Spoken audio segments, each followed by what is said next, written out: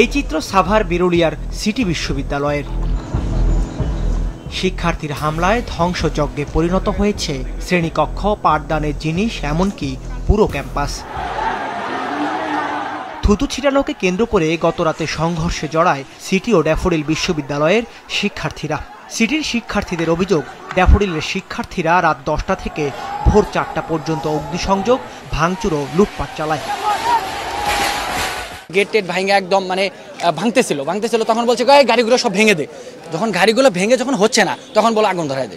যতগুলা বাস এবং private car ছিল, স্টুডেন্ট বাস সহ প্রাইভেট কার সবগুলা পুড়িয়ে দিয়েছে, প্রায় 10-15টার মতো। ফায়ার সার্ভিসে কল দিছি, 999-এ কল দিছি, আমরা আর্মিকে জানাইছি, পুলিশকে জানাইছি, আমাদেরকে কেউ কোনো সহায়তা করে নাই।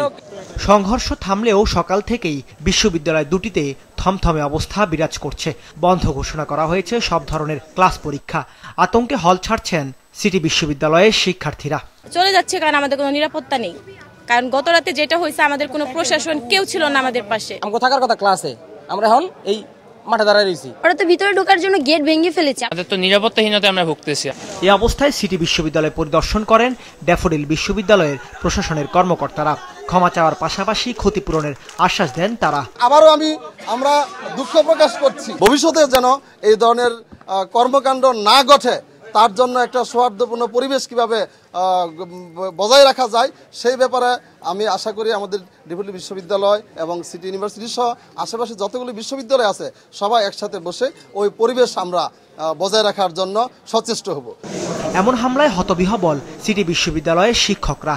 এই ঘটনায় 30 কোটি টাকার ক্ষতির পাশাপাশি গুরুত্বপূর্ণ নথি ভাঙচুর ও লুটপাট চালায় বলে অভিযোগ করেন বিশ্ববিদ্যালয়টির ভিসি। জানান, আইন শৃঙ্খলা বাহিনীকে জানানো হলেও ঘটনাস্থলে আসেননি তারা।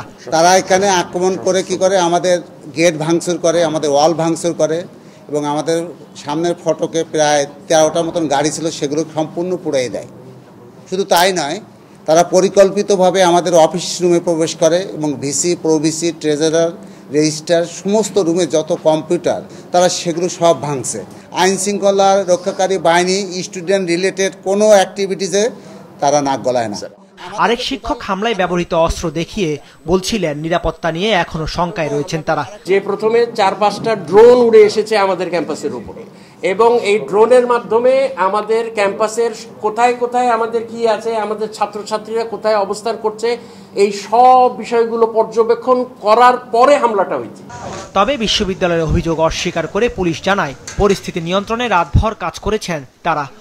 আমরা তো সারা রাত ছিলাম, আমি নিজেও ছিলাম, অফিসার ছিল, আমরা তো সারা রাত ছিলাম। এখনো সোর্স আছে, সোর্স এখনো ডেলিভারি করা আছে। আমরা চেষ্টা করেছি, বাট তারা সে সময় কোনোভাবেই শোনে নাই, উল্টা হচ্ছে আমাদের দিকে আরো তারা অ্যাটাকিং মোডে ছিল। এদিকে সংঘর্ষে 2 বিশ্ববিদ্যালয়ে প্রায় 200 শিক্ষার্থী আহত হয়েছে বলে জানিয়েছে উভয় বিশ্ববিদ্যালয়ের শিক্ষার্থীরা। আহতদের অনেকেই সাভারের বিভিন্ন হাসপাতালে চিকিৎসাধীন আছেন। দাউদ হাসান, মাছরাঙা সংবাদ, ঢাকা।